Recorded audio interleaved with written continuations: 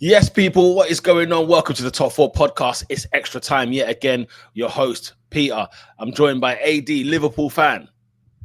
Yeah, but obviously we're gonna look into what seems to be perennial issue of Arsenal striker. Obviously, as a Liverpool fan, I hope you don't get it sorted because you guys are really, really close. But yeah, man, it should be a fun one. It should be a really, really fun one. Yeah, I mean, it feels like it's been one for ages that we've been trying to solve out and get over the line. And Arsenal looking for a centre forward. Has it always been the missing piece? What's been your thing on the Arsenal striker situation in terms of like the last 2-3 seasons, where you felt like maybe that's been always the missing piece? Do you think it's the missing piece? You know, let me hear your thoughts. Um, I mean, when you have to look at, over obviously there's a bit of a drop off last season, sure, but certainly sort of the season before that and the season before that, Arsenal were really, really close. And then if you look at, there's a few sort of fine margin games, I think like a Newcastle across the 2 seasons, that is like a Newcastle game or a Fulham game or a West Ham game where you just say, it's the odd goal, isn't it? It's always the odd goal. It's always you have that difference maker that can obviously turn that L into a draw and then turn certain draws into a victory. And then you look at it and you say, well, Arsenal are competing. You're going hammer and tongue for it. Surely a bona fide 2025, if you want to be greedy, 30-goal a season striker will be what ultimately gets you over that line. But then there's also the point of maybe you might be able to improve it in other ways. Maybe Kai Havertz might actually be the answer, and what you actually need to do is improve the left wing. I guess that's something that we'll explore over the course of the video. Yeah, I mean, it's always been one of them ones where since Aubameyang, we haven't really had that prolific goal scorer as a centre forward up front. And the question has always been like, are we just one centre forward away, or is it forward players across the board? Because we had a phenomenal season in 22-23 where we were scoring goals for fun. Everyone was getting at least 10 goals each in terms of the front three, in terms of, Jesus, Martinelli, Bukayo Saka, and then even Ødegaard chipped in as well. Yeah. Now it's a case of it's very, very scarce. I mean, Kai Havertz was out for the end of last season for a good 4 or 5 months, and he finished as our top goal scorer of the season. That tells you a lot. You know what? I actually had a funny thought. He was actually going at a pretty decent rate. No, not for a record breaker or anything, but he got what, 9 goals by December, innit? I mentioned it on one of the live pods. I said, look, if had he carried on the trajectory, you were looking at 20 goals this season, 15 to 20 goals this season. And it was like, it seemed a bit like, come on, please, about Havertz getting 15, 20. I'm like, well, he ended on 9, and that was December, January time, whenever it was. So, it's always been one of them. And I just always wondered, like, there's a part of me that thinks, after a while, because we haven't got this striker in and everything of that nature, like, is this by design? There comes a point where Kanye West says something very stupid, right? And I don't even know why I'm even bringing him up in this whole scenario.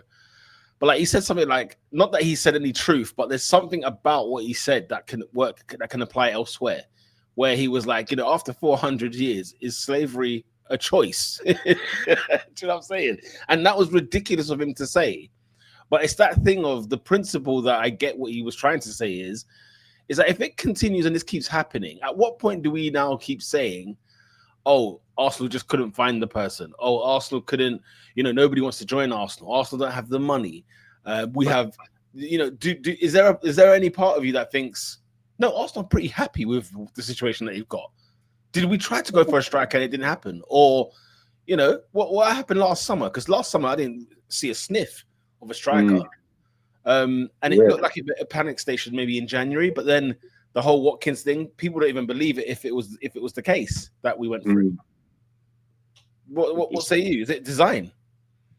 Who knows? I mean, maybe in an ideal, maybe there's a reality where no, Mikel Arteta is actually happy with Kai Havertz being his main focal point, his main number 9, because not necessarily because of the goals, but the other sort of intangibles that Arteta seems to adore.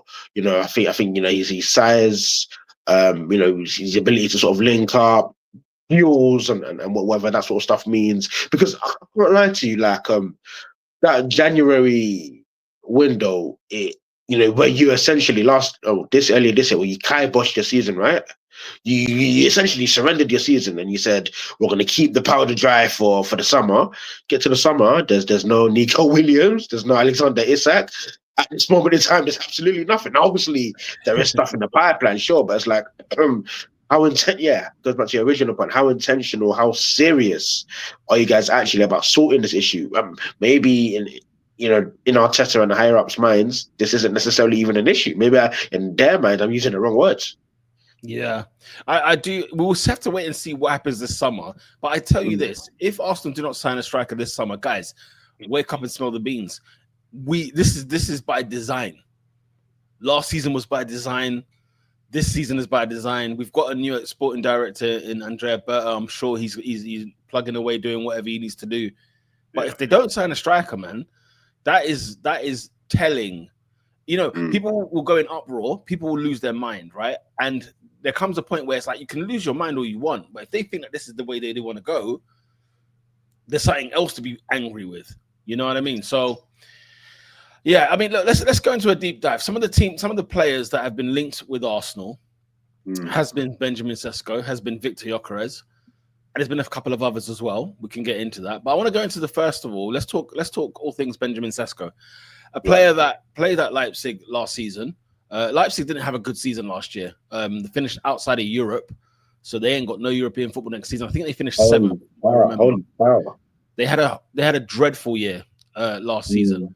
But Benjamin Sesko in Bundesliga played 33 games, scored 13 goals, got 5 assists. Right. In reflection, what does that sound good to you? Does that sound, where do you sort of rank that in terms of, his stature in the game? The fact that the transfer fee that they're quoting is in and around, sort of north of 78 million and onwards. I think he's 21 years of age. What's your thoughts on Sesko? I mean, look, if you're just doing it by purely numbers alone, that's pretty it's average, isn't it? It's bog standard. It's nothing to write home about, right? It's what did you say? Was it 14 league goals you said? 13 league goals you said? 13, which is sort of 13 league goals, which which is all right. But I think if for a title chasing side, you'd argue those numbers are poor. You'd ideally want somebody sort of a hell of a lot closer to 20. You can maybe shake hands on like an 18 potentially. So obviously in all competitions, he's got 21 goals in 45, 4 of which were Champions League goals. And 4 of which are DFB Pokal goals, which is like their FA Cup, essentially. FA Cup. So 21 goals in 45 games in what was a bad season for Leipzig. What were we saying? Which obviously it's decent, isn't it? It's not that, but it's a decent return, certainly. Just under 1 and 2. Yeah, just under. But you do wonder, like, if he's the leading man at Leipzig, played 33 games, so he was the leading centre forward there. Yeah. Now it doesn't show us the whole picture as to how good or how bad Leipzig were. But is that when you sort of weigh the pros and cons? Are you seeing more cons than pros, or are you the other way around? So obviously, like his numbers are nothing to sort of write home about. Obviously, you mentioned the point that he's extremely young. I think he just turned 22, sort of back end of May. Yeah. So extremely young, and he's got an insane physical profile. Where it's like he's a freak, he's a monster. He's like 6'5", he's quick, he's strong. The boy can let off a shot, boy. Oh my word! Like his ball striking is absolutely incredible. So there's this idea that by Arsenal going for this guy, it's you're in theory by the time Benjamin Sesko is 25, 26, 27, 28, he will be in one of the premier strikers in the world. He will be in that Erling Haaland conversation because he's got so many parallels between himself and Erling Haaland, obviously part of the Red Bull group. Insane sort of physical features, and I guess for Arsenal fans, the thought process is ultimately, is he ready? Is he cooked? That's the ultimate question mark, because I think, we will talk about ceiling, and I'm sure, most of us can, unanimously agree. We're sure this guy's going to be an excellent player someday. Problem is he going to be an excellent player come May, when what Arsenal need ultimately is that guy to get 18, 20, 22, 24 goals because ultimately, right, Arteta is literally on the threshold, right? Yeah. Where he just needs that extra push to get over the line. And ultimately, that should come in the form of a talismanic striker. And I think the question on everybody's mind is, do those raw attributes that he does possess, does that ultimately translate into a 20-goal season this upcoming season for Arsenal? I don't know. What do you think? Yeah, I think it's very much one of those. I'm stuck in two minds with Sesko, because at very first I was very much like, no, it's undercooked. We have to wait for him to get better. It's X, Y, and Z. Like you just mentioned, in a couple of years' time, okay, he could be an absolute beast. But what about today? What about right here, right now, where you're going toe to toe with Man City, you're going toe to toe with Liverpool, the champions, right? And who else might come up next season? Who else might be in that title challenge next year? Will he be ready to go? And what's the minimum expectation I want my centre forward for Arsenal to score? I want a minimum of 17 goals. That's my minimum. Do you get what I'm saying? For a centre forward at Arsenal, 17 goals in a season is what my minimum expectation is. He got 13 in the Bundesliga last season, and I don't think he's ever been top goal scorer in the Bundesliga or I'm not sure in the Austrian league when he was at RB Salzburg. But whether we can even weigh that, whether we can weigh that up as credible, remains to be seen. The German league is difficult. It's not easy, and to be that one of the, when you got people like Harry Kane at that place, you got a couple of other strikers there. It's gonna take a while for you to be the top goal scorer there. But as I've gone on and the weeks have gone by, I think the number one question I think people are forgetting to answer or ask is will the centre forward Arsenal buy tonight, for example, argument's sake, does that centre forward start the opening day of the season against Manchester United away at Old Trafford? And I think the answer is no. And the reason I say the answer is no is because I think Kai Havertz will be Arsenal's starting centre forward next season. So therefore, you're buying a centre forward where I think the idea is somebody like a Sesko especially might fit this profile a bit better, whereby I'm bringing in a player that's going to take some minutes off Havertz, because we're going to need to rotate at points. He will still get 25 to 30 games next season, but Havertz can't play 60 games next season. Right, okay. So in that case, you're not going to spend that money and cash in on Viktor Gyökeres because of two things. He's not going to sit on the bench. And then secondly, Arsenal are not going to spend that much money for a 27-year-old to sit on the bench. And so, and that's a glaring thing people have missed. And it's as if we haven't watched Arsenal for last year or year and a half. We're forgetting that there is a centre forward. I know Havertz was injured at the back end, so it's easy to forget he's actually our centre forward, not Mikel Merino. Yeah, it's easy to forget that Havertz exists. Let's also not forget Arteta loves Havertz. Yeah. I started to get twitchy and nervous over the last couple of weeks, and I realized it dawned on me that Sesko is probably the main target and the one they want to go for because of how he's going to be used this season and how he'll be used going forward as an Arsenal player. He might establish himself as the starting forward later on down the road, but at this moment in time, I genuinely think Sesko's not being signed to start opening day. Right. So do you think that that's not a commonly sort of shared opinion or thought? Even is because it's inherently wrong. Dare I say it's inherently naive of Mikel Arteta, because ultimately you're at a crossroads, right? And what you need is a number 9. Like, what are we doing pissing about on a boy that may come good? Right, what you need, right, is that certified gunman that's going to take you over that line. So ultimately, like, what are we doing there if Havertz is still going to be a main number 9? Like, what's the point of anything? Because now it's a thing where For me personally, and this may be a lazy thought and a lazy sort of discourse, Arsenal have been a proper centre forward away from winning the league a couple of times now. Mm. Why don't you just go out and do it? What's all of this Mickey Mouse project, profile, he may come good, go out there and get the real McCoy? What's going on? I can hear David now from our podcast. I can hear him talking to me now, or talking on this pod, screaming at the screen, watching this. Like, this has been our DNA for years. We were always one something away. We were always a defensive midfielder. You will go back to those days of the defensive midfield. Arsenal was stacked up front. The defensive midfield was gaping. Even when we had Alex Song, it was always a gaping hole. The same way a centre half. We were going years without a centre half. We'd got Vermaelen in, but then he went down. So it was like we're trying to get another one in. Koscielny, it took forever for him to fill up to the billing. Mertesacker, we kind of got him when the trainer had left. Like, we were just forever trying to find. There's always a piece. I remember there was years, back in 2008, for Arsenal was the best team in the country, and then we had Manuel Almunia in goal. So there's always been one log. There's one log. There's always one piece. When we fix that log, the next one then opens. David mentioned this many times on the podcast before. Why do Arsenal do this? Like I said, this is why I go back to that question earlier. Is this by design? Like, at what point fool me once, shame on me. Fool me twice, shame on you, type of thing, or however the saying goes.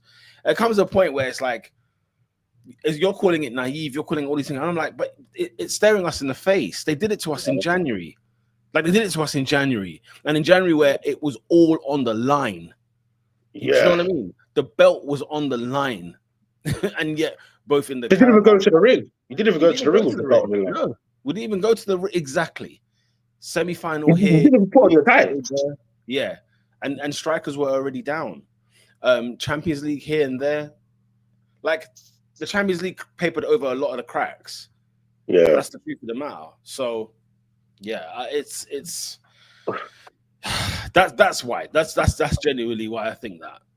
But then after keep it a stack, I think that's totally. I mean, if this is an Arteta and sort of a synergy philosophy at Arsenal, I'd have to say it's inherently it's foolish if you ask me, because personally, look, I've you know my stance on Mikel Arteta, from not the beginning, because in the beginning I thought the guy was awful, right? But over time I've seen like, no, hang on a minute, no, this guy, I think he can get over the line, right? But if I'm an Arsenal fan, and I'm sure loads of Arsenal fans feel this way, when is enough enough? Like, for me, in my mind, I'm going into this season thinking it's something major or bust, because how long are Arsenal going to be the bridesmaid? How long are Arsenal going to be second best, second rate? It's the Gareth Southgate effects, right? Because if you look at Gareth Southgate on paper, he took us to two finals. I think a semi-final was in there. Yeah. He commendably lost against France, right? And then you think to yourself, you think, well, what's the difference between Mikel Arteta and Gareth Southgate? And for me, if this, and I'm sure this isn't how the board see it, but from my perspective, if it's next season or bust, why on earth is he persistent and pissing around with Havertz up front still? When you know that a proper number 9 can be what gets you over the line, can be what gets you those major honours. Like, for me, he's almost working in the kitchen, right? And he's juggling with sharp knives at this point, surely. Yeah, I think the case may be that Arsenal's ambition. Well, I think a couple of things. I think Arsenal think they can win the league in their way, right? Whatever that way is. What does that mean? Yeah, exactly.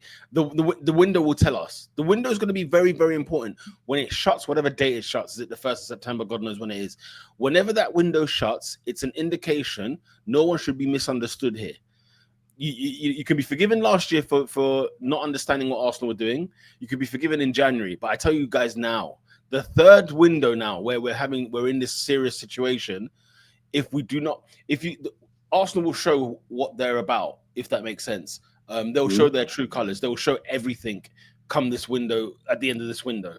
So if there is no striker up through the door, it goes to show that Arsenal feel like they can go and win the league without buying another one, right? A centre forward specifically. Why this year when it hasn't worked for the past 3? because arguments could be made. The years, for example, last season, I made this argument on the pod. Last season, I said that the reason that they probably didn't go for a striker is because we scored so many goals in the league last year. This isn't even the year before what I was talking about in 22-23, where everyone was getting 15, 15, 15, 10 all around, right? Last year, we scored like 80-something goals, where it was like more than the invincible team. More than invincible. Yeah. So we were, we were emptying stadiums. We were going to grounds 4, 5, 6. So Arsenal thought, okay, well, we're gonna get in Moreno in, we're gonna get Calafiori in, we're gonna get who else did we sign last week? So yeah, Raheem Sterling. Yeah, so so we're getting these pieces in, and I could forgive Arsenal for thinking in the summer, yeah, you know what, we didn't need to necessarily, let's add these other pieces and it might bolster the squad more. Okay. But then January, I was in disbelief. I couldn't believe what I saw in January.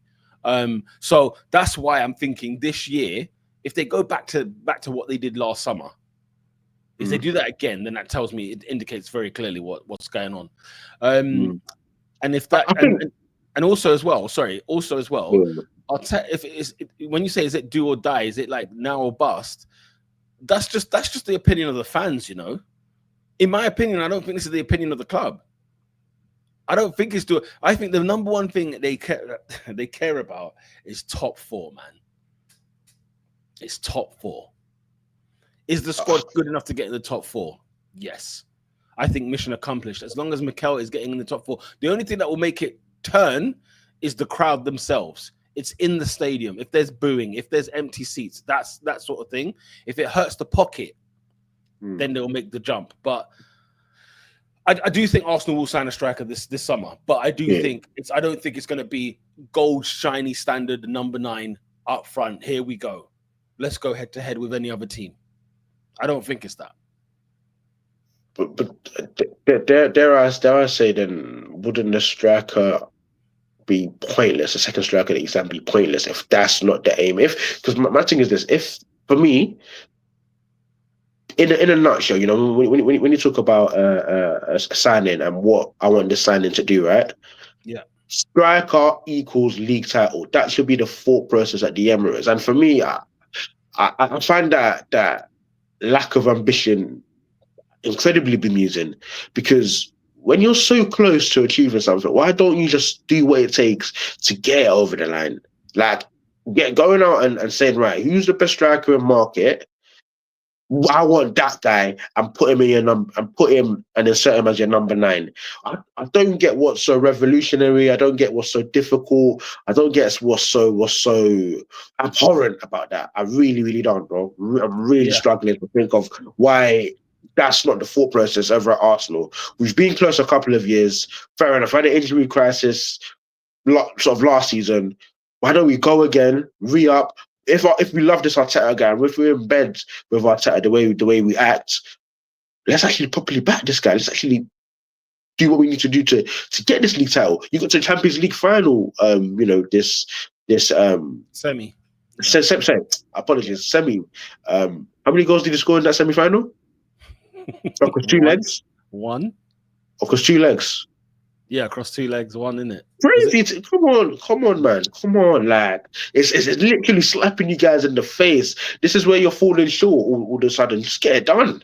And I think with Benjamin, and I think the sort of touching back on Benjamin Sesko, it might even be a bit of false equivalence, because I feel like we've sort of said, because he's young and because he's not necessarily put up 20 goals the season before, he's not necessarily going to do it next season. Is there a bit of false equivalency here? I mean, do you see a world where Benjamin Sesko can be consistent enough to bang 20 league goals and actually be that main number 9 for Arsenal and be the carrier of the brand, if you will, and the carrier of that league sort of challenge?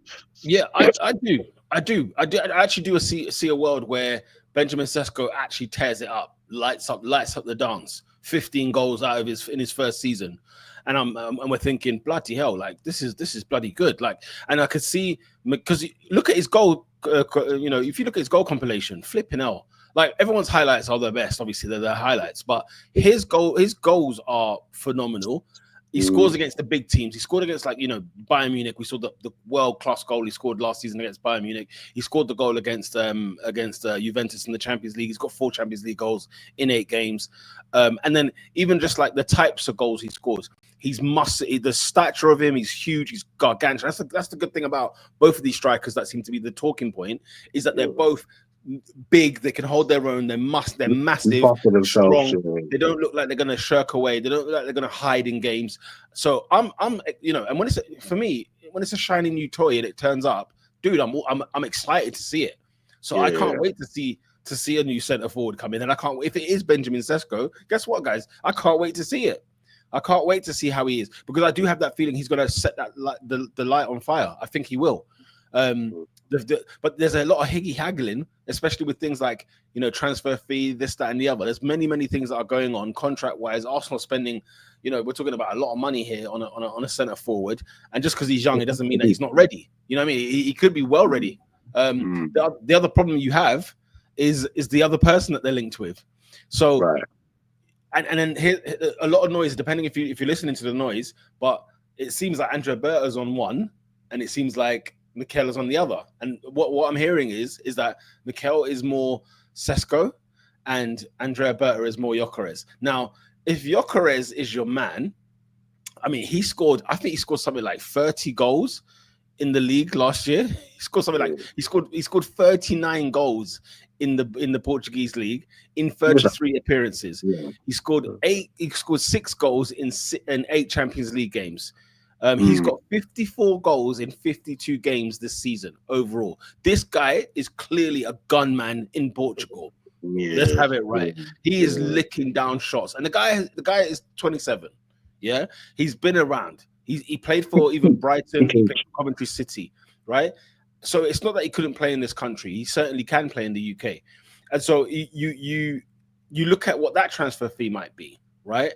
And is it a cake? Because I feel like, if you buy Gyökeres, you have to start him tomorrow. But exactly. I don't think Mikel is looking at it like that. Just my opinion. I don't have any, there's no insight in this or nothing like that. But Gyökeres, my God, it looks like the real deal. It looks like he's ready to go. He's ready to kick on. However, the only thing I will say, because obviously we watched him in the Champions League because we played against them, for example. We've seen them play a few times against a few other teams. I think he scored against Man City as well this season, Gyökeres. My God, he misses a lot. And one thing I know about Arsenal is that, I mean, listen, he scores a lot. That doesn't mean he doesn't score any. He scores a hell of a lot. He misses a lot as well. And I can picture now, Gyökeres is having chance after chance at the Emirates, and he's missing before he scores. Before he gets his one goal, he's missing a few, right? And the stadium just going. Like, you know what we're like. The anxiety that falls upon a stadium where whenever we're missing chances and things of that nature. And I listen, I don't think he would flop. I don't think either striker would flop, and I think Gyökeres would be brilliant.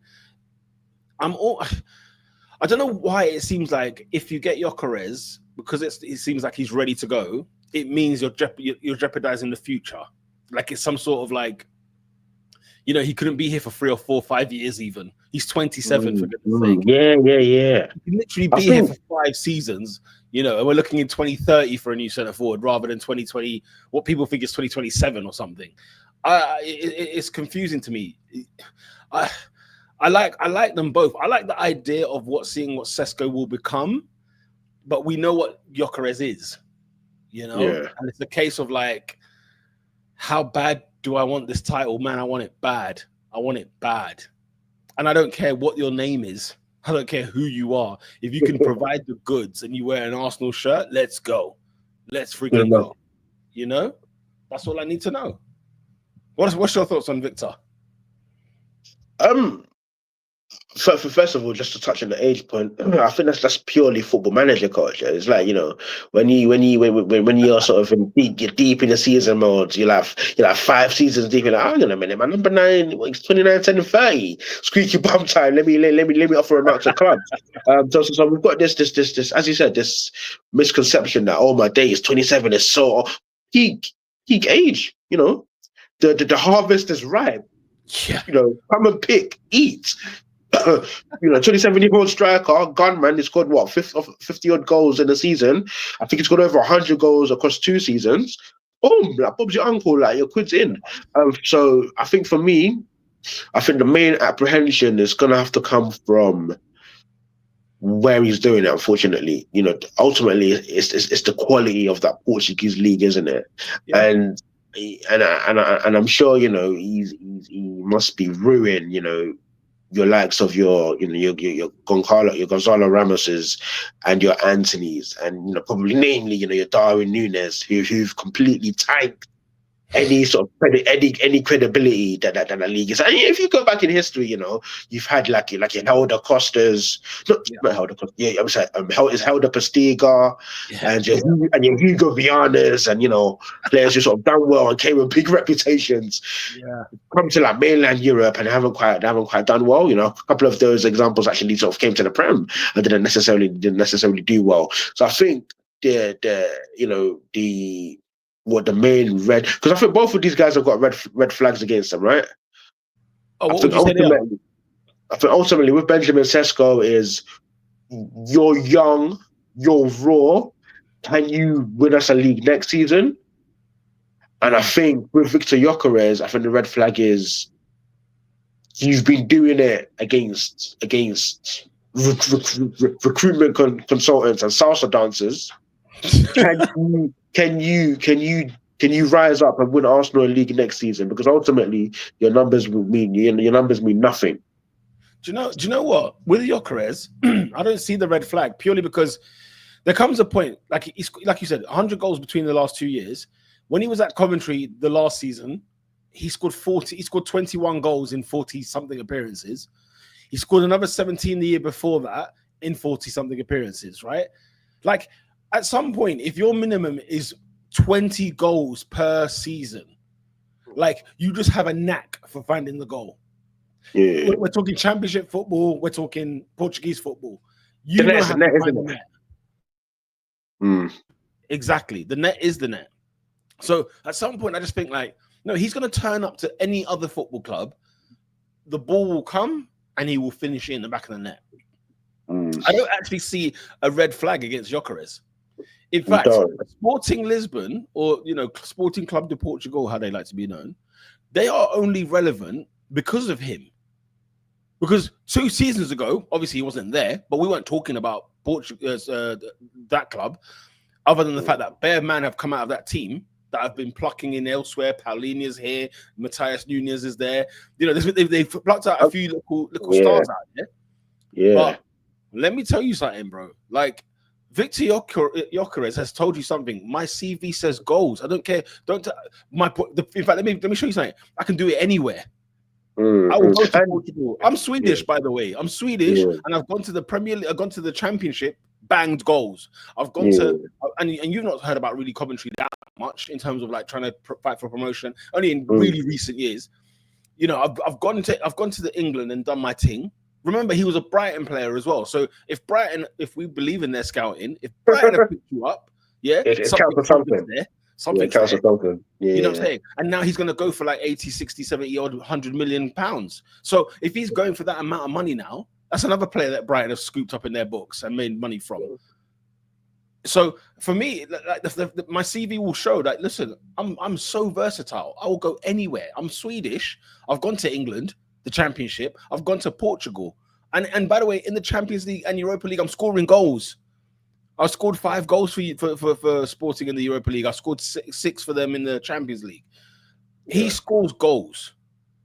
So I don't see red flag too much. It's not even, no, I don't see the red flag. I'm not a finance accountant. And I genuinely do not. I've stopped caring about our finances because I'm not an accountant and I shouldn't care about it anymore. Pay the money and get the guy through the door. But and the thing is, the truth is, I'm happy with either one. I'm more concerned about Benjamin Sesko because I don't think he'll play as many games as people think he would. Right. So I think going back to the Gyökeres, I just sort of said he's literally, you know, he's done wonders for Sporting Lisbon. Now, because our perception, I don't know why, because you know you always think Sporting Lisbon won way more league titles than they actually did. And then I think things got so bad. The fans literally stormed the training grounds. They'll fist Yeah, the man up. They'll fist the man up. Legit. that's why Bruno Fernandes left. You're forgetting people dipped Tons out of them. in January. They dipped out, all of them cut. Tons. And in Yeah. Portugal, if you listen to the podcast world and the European journalists, they talk about in Portugal, if Sporting's winning, it's because Porto and Benfica are asleep. It's never merit. Like, they don't even rate these man. They rate the fact that they produce unbelievable talent. They're the real producers of that league. But before that, it's like, no, it's because Porto are not awake. It's because Benfica are sleeping. They're like the most final of finals, where it's like there's Ajax, there's PSV, and then you're like the number, you're like the little cousin even. Let's say what PSV are the little bro. You're like the runt of the litter. You know what I mean? And I think that's how Sporting have sort of been for many years. And obviously, Gyökeres has helped to sort of change that perception. One red flag I did actually, obviously doing my sort of research and readings, because obviously, I don't know about you, but I'm certainly not an avid watcher of Liga NOS. Open play goals. Does it concern you that? Oh my days! I really hope I haven't butchered the statistic, because the statistic is mind-boggling, right? Now, okay. if I'm correct, Sporting Lisbon got 20 penalties this season. Wow. One of which was scored by Hodgman. I can't quite pronounce his name, butchered his name. Okay. Danish midfielder who scored against England in the Euros. Okay, yeah. 19, the other 19 were converted by Viktor Gyökeres. 19 of his goals were penalties. I mean, what say you on that? In terms of how that translates into being that main focal point at Arsenal, where presumably he may or may not be penalty takers, but certainly not going to get the penalties of that value. Is that league goals? Is that 19 league penalties? I think it was all comps. The penalties. Okay, so if I take away 19 from 54, still a lot, though, isn't it? I mean, I'm still getting 30. Yeah. And what, we're going to critique him for scoring penalties? Do you know what I'm saying? It's not necessarily a critique. It's more of predicting sustainability, right? I'll give you an example. Liverpool signed Mario Balotelli in 2014, I think it was. I was head over heels. I was singing Ballo. I was so happy, right? Yeah. I'm like, he's 24 now. Let's actually fix this guy. And I'm like, okay, you know what? He scored 16 goals last season in the league for Milan. That's not too bad. A high proportion of those were penalties. And then when you get to a situation where either A, you're not getting enough, the same amount of penalties, or B, you're not even the main penalty taker, point blank periods, that then obliterates a whole avenue of goals you can get. And then when you look at Gyökeres as well, whereas it's like a lot of these goals, from what I look at, I don't know the statistics, but it's Bundesliga-esque. So many goals in transition. And then you look at like a Timo Werner, who struggled because he doesn't necessarily get those transition opportunities as well. So with those sort of couple of factors in mind, does that make you a little bit more hesitant, where you factor in, you think, I'm going to be at 19, that is a lot. You're not going to get that many penalties. Is he going to get those same types of opportunities that he got in that poorer league? What are we saying on that?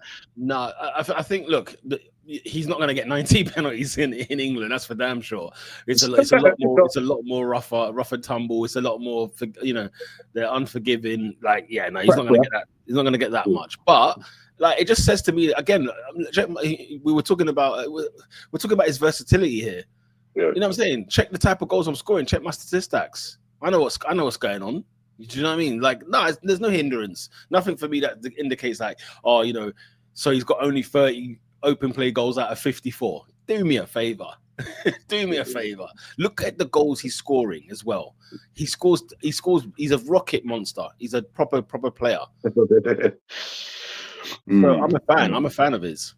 Fairs. And I think on the competition point, because obviously, rightly so, by the way. Don't get me wrong, obviously Portugal produces some many lovely, gifted, talented footballers, but obviously the league on the whole isn't necessarily the strongest. But I think one sort of green tick, if I could put that in next to his name, is the fact that he bagged 6 goals and 8 in the Champions League. He Big tick. he was clapping goals. He's been clapping goals for Sweden. That Gyökeres, Isak with a bit of Kulusevski, behind that. All of a sudden, that's actually quite formidable. So go back to the point I made in the Champions League. Obviously, 6 goals and 8, which is pretty impressive. Yeah. I think a large part of that comprised of, I think he's got a hat-trick against Man City. Yeah, he did, yeah. He also played against Arsenal. Yeah. Where he didn't necessarily score, but he had a really, really good battle. Russell Campbell with Gabriel and Saliba. I mean, yeah, he was obviously watching that game. Yeah. Watching that game from the Arsenal perspective. I mean, what did you make of him from just based off that game alone? Obviously, he didn't score, but how was he play? How did he play in general? Like it was a classic one of like, it was almost like a bad game that Giroud would have. He had the chances, it just didn't quite go in, and then Arsenal turned on another level that day, because that was remember that was post Inter Milan away where we lost 1-0, and but we saw Arsenal batter Inter at San Siro but just didn't score. Then we went on our next away game and it was Sporting, and we just said enough is enough. And we got that warning from Gyökeres. Don't forget, I think he hit the bar or something like that. He rattled us. Like, don't get it twisted. He did a few things against us, but I think after that moment, it was like, okay, enough is enough. Then we went on and just put our fighter on, and we were gone. And it was just one of them ones where, like, in a game where you're not doing well, like I could see him playing for Man United, and if United are getting beat somewhere, he's not going to be doing anything.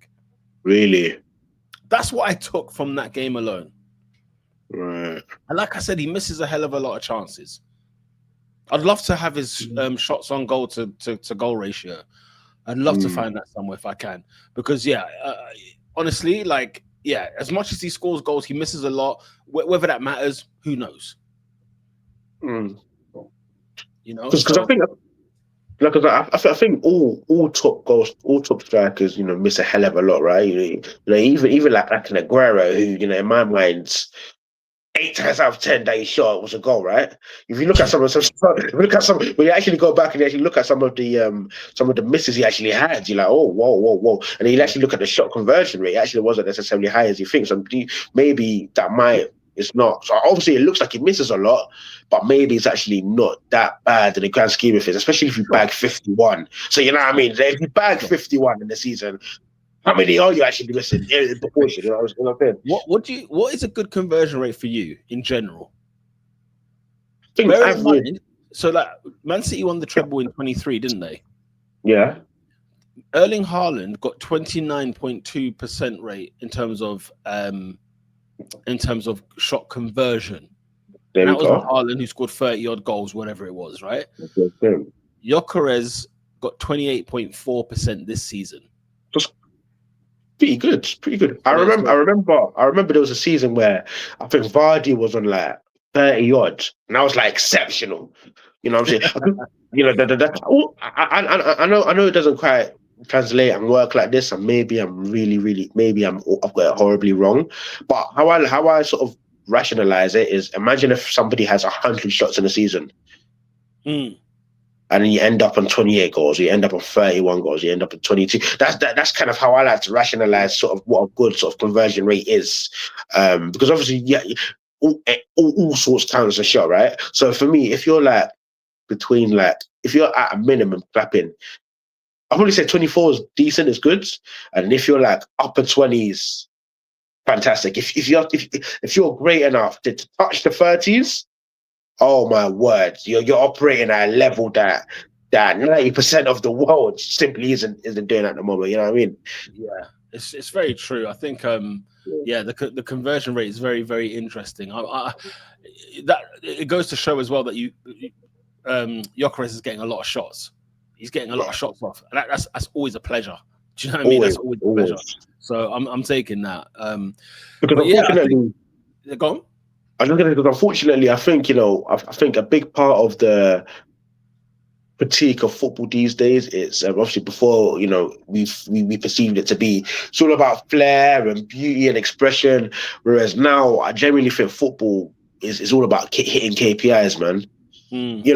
And I think it's as simple as this: if you're a high volume shot taker, you're gonna score goals, right? People talk about if Trent gets 15 assists in the season, we don't talk about the 87 crosses that he didn't get. You know what I mean? So I think football just become about high volume. The more you shoot, the more you score. And I think what you have to ask yourself is, are Arsenal a high sort of volume shot team? I think they are. Because if you combine what Havertz got and what Mourinho got, and you put that together, that's a sort of a decent goal tally. And those two aren't even natural number 9s anyway. So you say if you actually give yourself a proper bloody number 9, which is what I'm sure Arsenal fans will be screaming at when they went to this back. Surely he'll be able to sort of convert their chances at a higher rate, and that higher rate can be what ultimately takes you over the line. You know what? So you know where I come to draw the line when it comes to all of this sort of stuff and striker talk, right? Yeah. I want to know how many shots somebody's getting per game. I want to know how many shots they're getting on target. And interestingly, in the league last year, in the Bundesliga last year, Benjamin Sesko took 50 shots in total, right? Which is on average of 1.9 per 90 minutes. That's quite low. Shots. So you're saying that's a lot? Low. Ideally, you want at least double that. In my opinion, it's incredibly low. Yeah. On target of the 50, he gets 31 on target. And bear in mind, he scored 13 goals. So the conversion rate in terms of the goal conversion scores. So it says he scores every 49 minutes. And in goal involvements, because he got also, I think, 5 assists, he's got an involvement in every 60 minutes, basically. So when you think about it, just when you started talking about chances and opportunities, I think the reason Benjamin Sesko's goals tally is low is because he gets 2 shots a game. Whoa! Peter. What's going on here? Peter. Buster. I'm bearing in mind he's taking block, but he's shooting for like 25 yards out as well. You know what? If his shot conversion is that good, it does make you wonder if you put him in a high chance creating team, what could he actually do? If because that's incredibly low. I couldn't believe it. I genuinely couldn't believe it. I was reading this and I was like, I'm reading this right. Then I was like, no, it's actually telling me exactly that. If I go look at Viktor Gyökeres, so obviously he scored 39 goals in the league. He took 103 shots. But check this, and this is more alarming. Is it alarming? I don't know, because I think I don't know about you. Do you want to see more? Okay, it sounds stupid, but do you want to see more shots on goal that are on target or off target if they're both misses, regardless? So the on target shots are not goals. Would you rather see that higher, or would you rather see the fact that he had way more shots off target? Because when he's on target, it means he scores quite a bit. I don't know how to explain that. I don't know how if that made any sense. But I think I know what you're saying, because so essentially, you know what, it's like what Oscar says sometimes. You know, like when we're talking about, I think it's penalties, right? Yeah. And then justification argument, I might say you have to hit the target from there. Yeah. And then Oscar will say something to the effect of, no, it's not about hitting the target. You have to kick the ball as hard as you can to score, if that makes sense. So going to that logic, it seems that how can I put this? You'd almost rather the shot on target. You'd almost rather the shot on target rate be higher, because it's like when he does actually hit it on goal and hit the target, he actually beats goalkeepers, if that makes sense. Oh, so you're saying the other way. You're saying that you'd rather be off target more. Yeah. I'd rather be off target more. Gyökeres has got 50 goals. So if he's got, so here's the thing. Here's the stat here. 103 shots were taken in the league for Viktor Gyökeres, of which 73 of them were on target. That means the keeper's made 73 saves. Oh, well, but then minus the 54 goals. So minus the 39 goals, rather. Remember, you got to take the 39 goals out. So the keeper's still saving a fair bunch, by the way. Yeah. The keeper's still saving 30 shots. But per 90, we're talking about Sesko's shots per 90. Yeah. Mate, Gyökeres is getting 3.5 shots a game. You see? You see what I'm talking? You see? 3.5 per game, and he's getting 2.5 on target. He scores 1.2 goals per 90. I'm a maniac. Sorry, forget what I said. Obviously, you'd rather the shots on target. Yeah, but but Sesko's shots on target are way lower, but his shots are way lower. Yes, you understand what I mean? His shots are way lower. Obviously, as a proportion, I'll put it like this: as a proportion, Sesko's a better shooter than Gyökeres, proportionally, based on the numbers. But overall, in grand scheme of thing, Gyökeres is the best because he gets high volume shots off. And I give you, and you know what? As much as I sort of said that Darwin Núñez has tanked the reputation of strikers coming in from Portugal. Yeah. One thing I think I would look at as a positive is the fact that Núñez missed a hell of a lot. Yeah, he did. So it wasn't a thing where he was getting bullied or he couldn't hack the physicality or the pace of the game. It was just no. This guy needs a brain transplant. But this was a striker who, from a physical perspective, actually acclimatized pretty well to the Premier League. Oh yeah, I think so. I definitely think so. You know, and he had a hell of a lot of big chances missed. And then my whole point was, no. Well, if he's shooting at this rate, the goals are gonna come. So similarly, you could actually look at Viktor Gyökeres and actually say to yourself, well, hang on a minute, no. If I've seen Darwin Núñez, who's someone that can look after himself physically, Gyökeres actually keeps himself a good nick and he's going to one of the best teams in the league. Well, actually, the goals may actually should come tumbling down because he's at the physical capacity to maintain a similar sort of shot volume. And he's shown that with a good amount of shot volume, he caps goals. Because I think when people come and struggle, is because you see that they get less touches, they get less shots, that translates to less goals. But if I actually think Gyökeres is actually at the physical capacity to get the same sort of amount of shots, regardless. I think so too. The Sesko point is interesting because what does Sesko actually look like if he's fed properly at Arsenal with those numbers? Exactly. And that's what's got me thinking, oh, this is interesting. Do you know what I mean? It's an unknown player. And I like, there's something about that I like, where you get somebody on loan and he's still doing bits. I don't think Sesko is a bad signing as people may think it is. I think the favorite everybody says is get Gyökeres in. You want the title now, go get Gyökeres in now. Get him in today, right? But I don't think Sesko's is that bad. What's happening? Yeah, and I think there's almost like these two binary schools of thoughts that we, and myself included, I'm sure I probably said it in this video, that we've sort of come to, where it's like Sesko equals no league next season, really, really good, should potentially be one of the best strikers in the league. In the world, when he hits his prime. That's sort of that's sort of where I sort of parked Sesko. Gyökeres, in your mind, Gyökeres equals league in May. That's sort of the rationale. That's sort of the rationale that I've sort of come to. But it's like, oh, hang on a minute. Maybe Sesko might actually step. Now it's a big ask, and I think that's the thing. It's a big ask, isn't it? And we've never seen it before. But maybe Sesko at Arsenal might actually explode.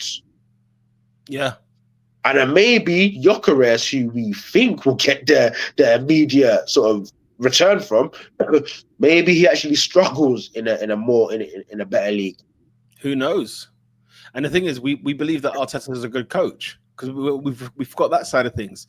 Arteta will have a vision and a plan for him, and then it will be a case of, right, this is what I want to see you do when you come here. This is the player I want to see. Anyway. We've rambled on quite a bit there. I want to get to the last few bits here in terms of like other strikers potentially that you'd be looking at thinking surely Arsenal should be looking here, because I'll be honest with you, my number one target is Alexander Isak. It's just not even a question. Like why we wouldn't be going for him when people are saying it's money, or people are saying Newcastle will let him go. Money talks. Arsenal have slapped 100 million at West Ham. Arsenal have put in Big P before. We bought Nicolas Pepe, if everyone forgets. Do you know what I'm saying? We've put money down. We bought Aubameyang at like 60 odd million. We bought Lacazette at like 60 odd million. So we've put money down before. Money's there. Why isn't Isak being the number one target here? Just because Newcastle got Champions League? What does that even mean? I think what it means is that for a move to happen, I think Isak will probably have to agitate for it. But if he's in a place now where it's like we're lit, you know, I just want a Carabao Cup, we're in the Champions League. I love it. I love it up here. I'm not necessarily gonna go on a strike. I'm not necessarily gonna hand in that transfer request. And he's got 3 years left in his contract. So for ultimately, all the cards have fallen sweetly in Newcastle's lap from a negotiation perspective. And then you then have to pose the question: are you guys willing to part with 150 million quid for a top class, exceptional, world class, Henry-esque centre forward that's incredibly injury prone? Oh, but that's when Havertz comes in. Isak can give me my 20, and then Havertz can give me top it up with a 10. Yeah, you know what I'm saying? Like, I know what you're saying, but Isak still scores ridiculous amount of goals for a guy who's injury prone. regardless, That's the problem. Yeah. He's top 3, top 4, top 5 every single season in the league. If not top 3 every single time. It's a no-brainer. I mean, okay, what about Viktor Gyökeres? Viktor Osimhen. Like, Osimhen's just there. Like, what's he doing at Galatasaray? Like, what's he doing there, guys? Let's have a conversation. Is it a colour thing? Don't get me wrong. I get. You know, he's technically limited to a degree. He is, but I don't understand why he's almost like a black sheep in the market, where it's like teams should be throwing money at this guy. You know what I mean? It's like he's a physical, absolute physical unit. You know, great finisher. Obviously, there's sort of other technical parts of his game that are not necessarily great, but you'd like to think that if you throw him into a team, into a dominant team, and he gets chances, he will score, and he's quality. I just don't. What do you think it is? Like, there just seems to be no clamour around him at all. First of all, what's he doing at Galatasaray in the first place? Let me ask you that. Exactly. On loan, a player of that quality on loan is just ridiculous. Fell out over, you know, Napoli and whatever else. I mean, it's astonishing. Like, you know, when you say is it a colour thing, there's something to it. But he's got this bad rep for whatever reason, and wherever it's come from, I don't know. But this idea of, like, whether it's the wage demands, whether it's this, whether it's that. Even when he was at Nigeria playing in the AFCON, was it last year? You know, there was a bit of riff amongst the camp. You know, they weren't particularly happy. But remember, they got absolutely shagged in the hotel or the airports or wherever it was, where they had to stay. I did have to sleep there. So like, there was a lot of disharmony there. I mean, I think it's all like nonsense. And here's the thing: Mikel does not do egos. If there's one thing we've learned, if you're thinking about a big superstar, forget about it, Arsenal fans, because he got rid of all of ours when we had them in your Özils and your Aubameyangs. He got rid of them. So yeah, that I can't see that being. I mean, does then, you know, I'll have to sort of bite the bullet. Obviously, I do understand, you know, he wouldn't want to because, you know, for the sake of sort of disrupting squad harmony and stuff. But does he have to bite the bullet and say, right, we've got so far doing it this way. Let's just get that crowning piece, that crowning jewel, that superstar, that star power, that X factor. That X factor that I might need to take it over the line. That's what I've been alluding at, and haven't necessarily used that phrase. But ultimately, it's X factor, right? It's that Dennis Equar, it's that sprinkle on top that's gonna, you know, get you to the promised land. Absolutely, it's exactly that. He has to, but you know, they're gonna do it their way. That's the unfortunate thing. Is there any other player, any other striker before we close that you would think, hang on a minute, what's going on over there? You know what? No, this is purely of an interest piece, because this is a guy who Liverpool have been linked with him, I think, and I've actually loved the way he looks. I wasn't necessarily keen on him because he doesn't necessarily strike me as a goal scorer. He strikes me more of like a playmaker, like a link man. But his numbers were actually all right last season in the Bundesliga. What do you think, if you know much about this guy? Just prior to studying him, I didn't. But what do you think of Hugo Ekitike? Oh, because I don't know a lot about him. Yeah, he's kind of gone under this radar until now. I'm not. It's just it's a hit and hope, and if we're gonna go for hope, I'd rather go There's no Sesko. point. Yeah, I'd there's rather no go point. Sesko. You know what I Mm, mean? Like the others just don't really cut it for me. mm, mm. Yeah, I'm not. I don't know much about him to say, oh, this is what I think about him, and blah blah. And because my eyes have just been locked in on Sesko, because I Sure. genuinely think that's the one that's going to happen. Like Right. I've been knee deep in there. Do you know what I'm saying? So Mm, mm, yeah, no, that's usually the ones. And then other than the ones, my favorite is Isak, and I'd love a Osimhen because he bangs goals, like destroys goals. But yeah, we have to wait and see, man. We're gonna have to wait and see. mm. People, let us know in the comment section who Cool. Arsenal should be. Who should be? Yeah, go ahead, mate. But before you go, Yeah, bro, you gotta let the people. So what? What's your okay? So I think I sort of from that little spiel I think he gave. I think I sort of surmised who you think it is. But so who's your guy and why is he your guy? Like, okay, so Peter, director of football at Arsenal, right? yeah. Who is the striker you believe you should sign this summer? Alexander Isak, Ah, easy. Of Oh, of the other of two. the two, of the two, of the Okay, two. got you. Um, After giving it long consideration, I want to go with Benjamin Sesko because that just excites me more. It just excites me more. I don't know why. It seems ludicrous. Yeah. Gyökeres is right there. He's got the tally to prove what he's done. But I just like the idea of Sesko. I like the fact that he's got so little goals, but yet so little shots on goal. He's got like, you know, he gets a shot once every other 90 minutes. And so he's not being provided. So there's a lot to be seen in a season where he was so good at RB Salzburg. He goes to Leipzig. Okay, he scores 13 league goals. Leipzig have a terrible season, but we still pick out moments where he scored an absolute worldie against Bayern Munich.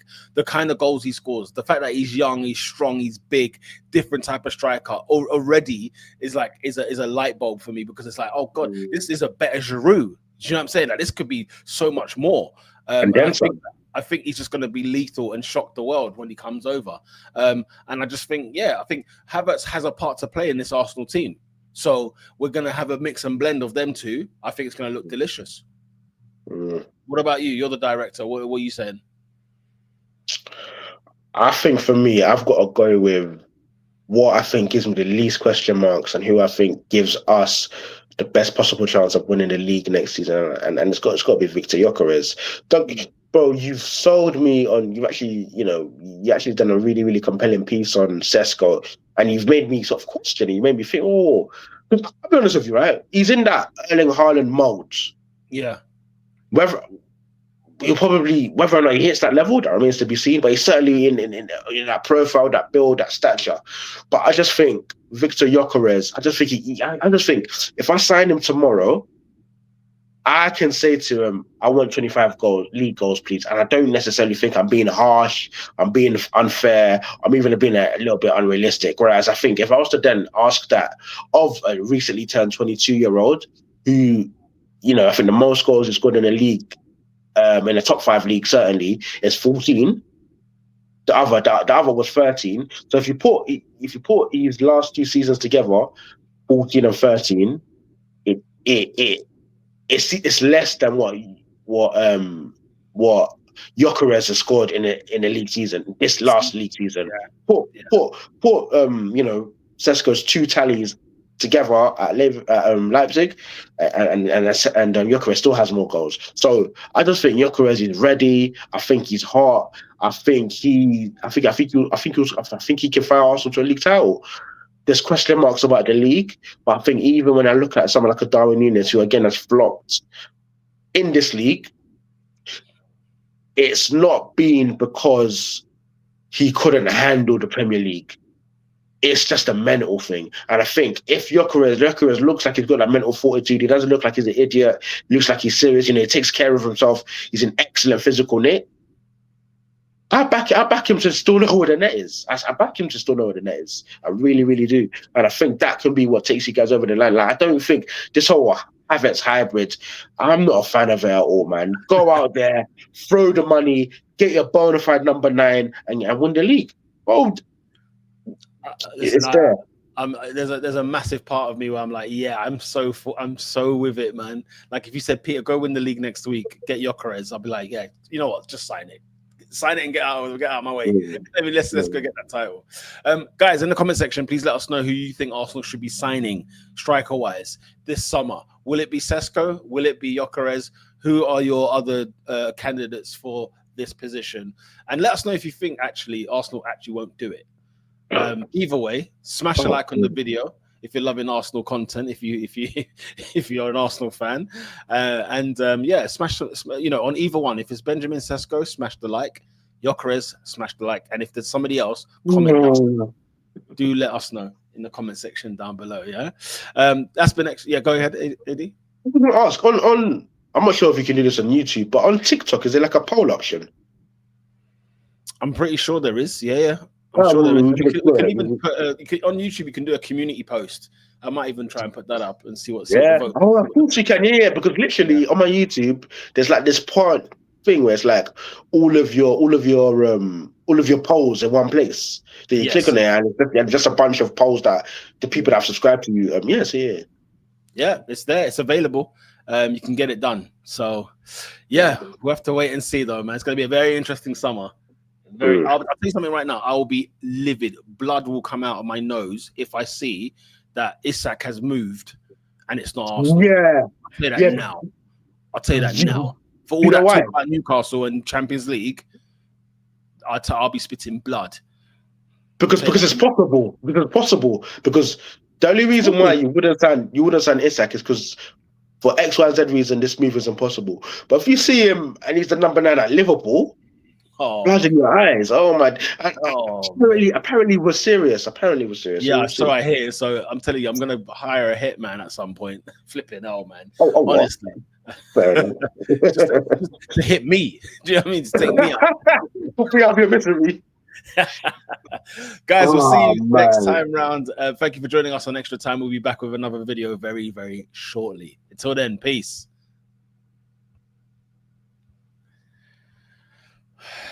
Lovely jubbly.